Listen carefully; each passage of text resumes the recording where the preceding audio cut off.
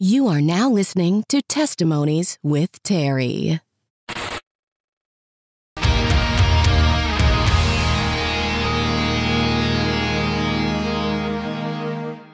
Hey guys, my name is Maggie English and I sing for a band called GFM, and I'm here to answer some extra questions from the listeners of the Testimonies with Terry podcast.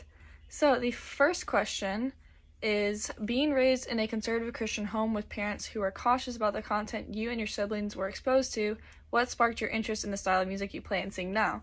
And so what really got me into, this heavy style of music is when we first started taking music lessons at a really young age.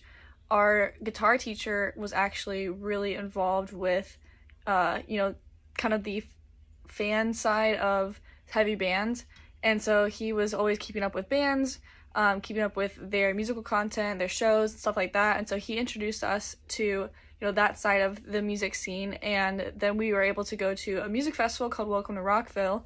And I was able to see bands like Bring the Horizon and Ask Alexandria, just for the very first time. And I think that really opened up my entire world to oh my goodness, I didn't know this type of music existed. And it definitely has helped having, your family on the road with you, because some of the music in the, heavier side of things and the metal genre can be a little, not just a little, it can be very negative at times. And so, constantly surrounding yourself with that, just kind of messaging can very much wear and tear on you. And so having parents who are looking out for you, checking up with parents who listen to the same music as you, our parents listen to the bands that we listen to. And so, they can even at times be like, okay, I just don't think this is great to be putting in your mind. And so I think it's just having that constant communication and learning, okay, so we can listen to this, figure out what's going on, but let's stay away from this because this is not great for our mental health, or this is not great for our walk with Christ, and just kind of learning from there. So it definitely does take trial and error, figuring out what is okay and what's not. But that's kind of how that went. The second question was, what is it like working so closely with your family, and what are some things that you love about it? What are some challenges? So it can be very, very good, but it can also be very, very stressful.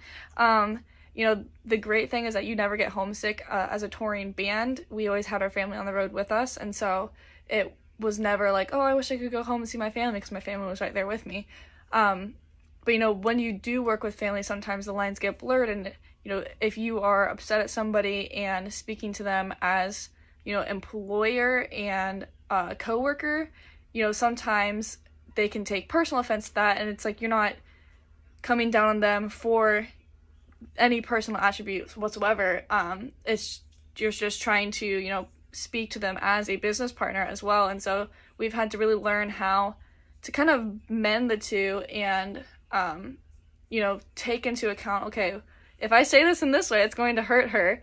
So I need to figure out how to present this in a better way and make sure she knows, as a sister, I'm still, best friends, still love her so much. And as a business partner, this is what we need to do to move forward. So I think figuring out what the balance is was probably the most difficult part of learning how to, do business with your family. Third question is, does your brother have any involvement in the band? And so when we first started, and this was just a local band thing, he did come to shows and sell merch for us and stuff like that. But now as it's taken off and, we've all kind of moved with our lives, he does not really have any involvement with the band. He actually recently got married, he has his own apartment now, and he's kind of started his own life. And so he'll still be able to come to shows whenever we play in Florida, and he's made some pretty long trips, which is actually super, super supportive of him, just to be able to come to our show and watch us, because we were in the same state. And so other than coming to shows now, though, he doesn't really have any involvement with the band. The next question is, how did you overcome body dysmorphia? And so this is definitely a loaded question, because I honestly feel like there are times when I haven't overcome it, and I don't know that there will be a time when I fully overcome it. Right now, it is still a process of overcoming, and I think, it's always great to have a goal of one day this won't be an issue for me. But as of right now, I do know that there are still things that I need to work on, and so it's a lot of just kind of rewiring your brain and learning, okay, if I start thinking this way, thinking these thoughts about my body, thinking, you know, that other people are thinking these thoughts about me, you really have to kind of stop yourself in the moment and rewire your thought patterns. And, you know, okay, if I'm insecure about this part of my body, what is this for? And, you know, a lot of times arms are a big issue, and it's an issue that I've had before. And so I've had to stop myself and be like, okay, my arms are the size they are because I lift a lot of heavy band equipment. And, you know, if I had like super, super thin arms, I wouldn't be able to lift anything, let alone like giant bass cabs and, you know, big giant stage boxes. And so your body knows what it's doing. Your body knows what muscles you need for a certain job if you're doing it, and your body will adapt to the jobs that you have. And so I think just learning and realizing to trust your body and to trust, okay, I don't recognize what I'm looking at, or I don't even like what I'm looking at, and finding a way to kind of morph that into, even though this is how I feel, I'm going to focus on these are the facts. This is the logical side of it. And my body knows I need to lift this stuff, so I need to have muscle, and my arms need to be strong. And I know for me, it helped realizing, okay, this is because my body is strong. This is because my body is healthy. This is because my body is full of life.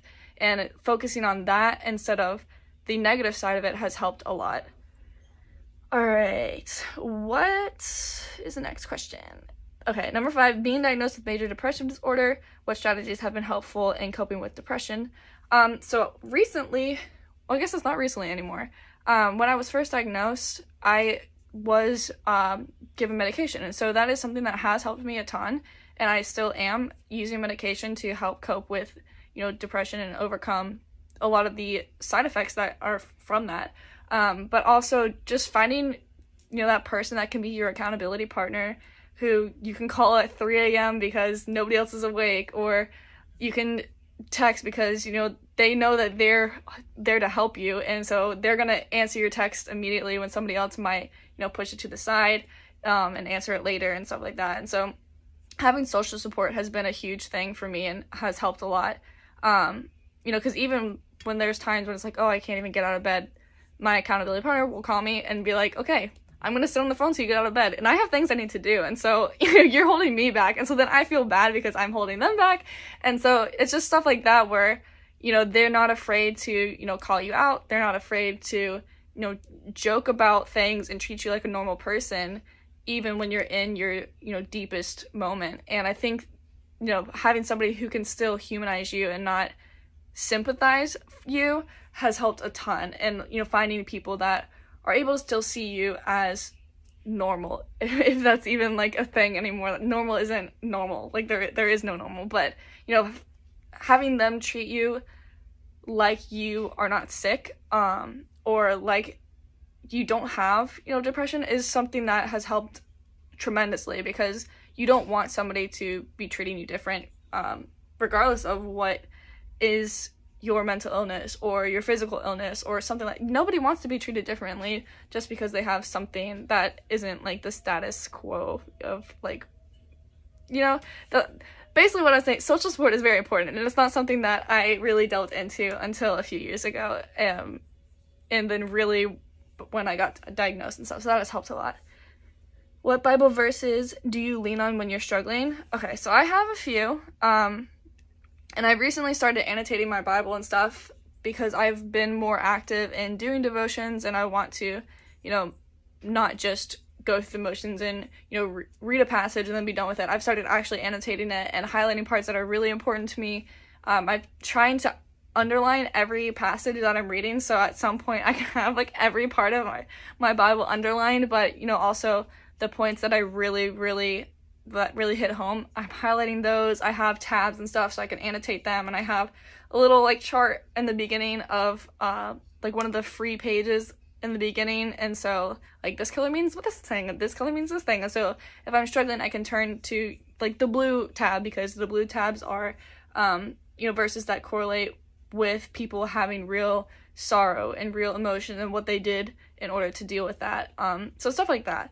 So one of the main verses that I always turn to is Galatians 6:9, and it says, "And let us not be weary in well doing, for in due season we shall reap if we faint not."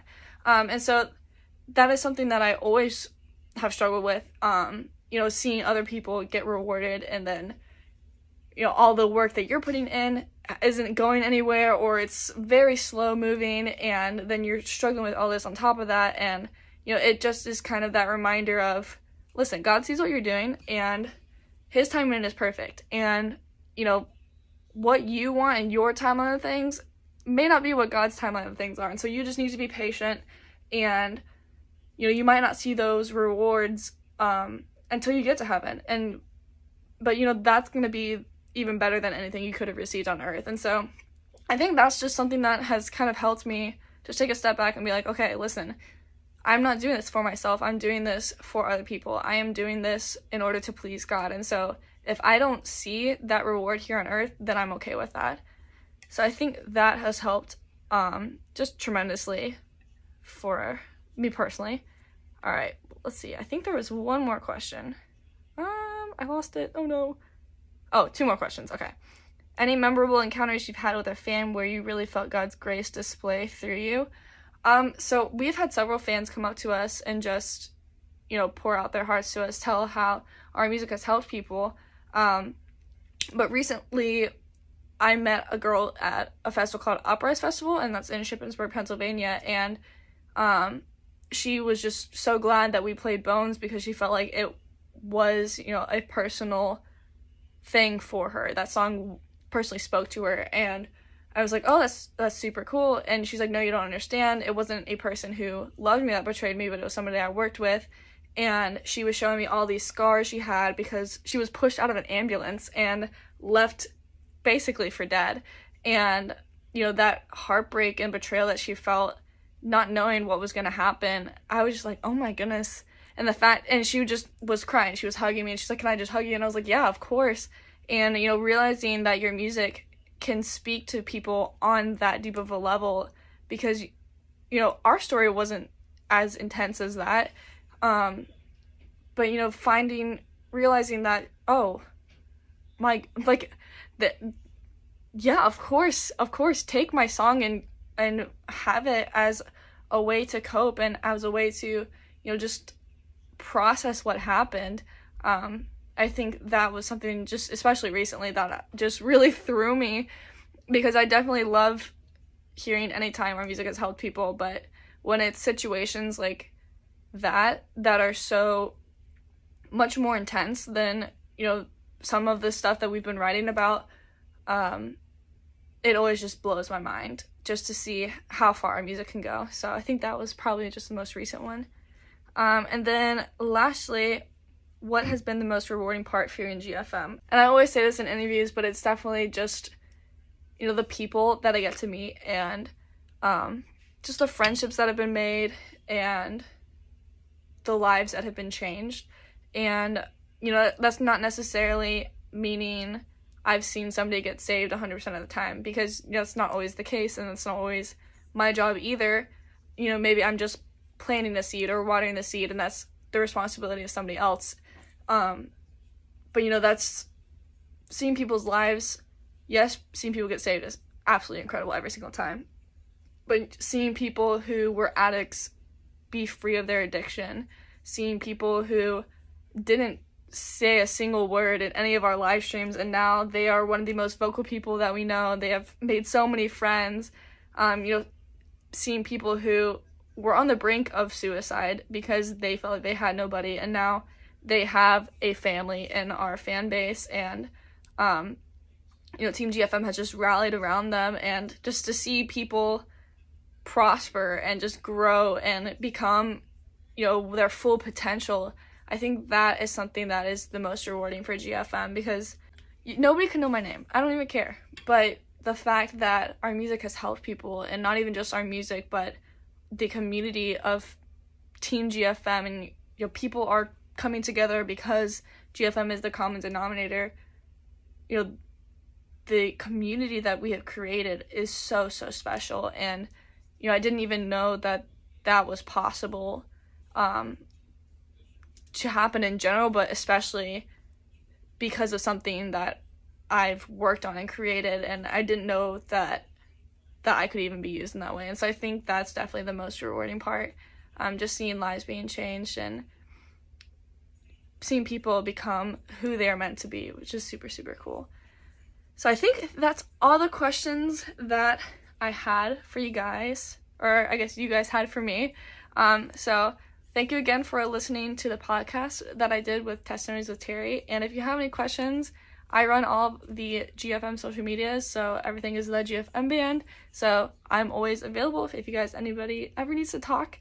So just message us, and if you have any questions for Terry, he's always available. Message him. He'll get them back to me. And yeah, so thank you guys for watching just my little question and answer segment for anything extra that you guys had. And I guess we'll see you next time. So see you guys later. Bye!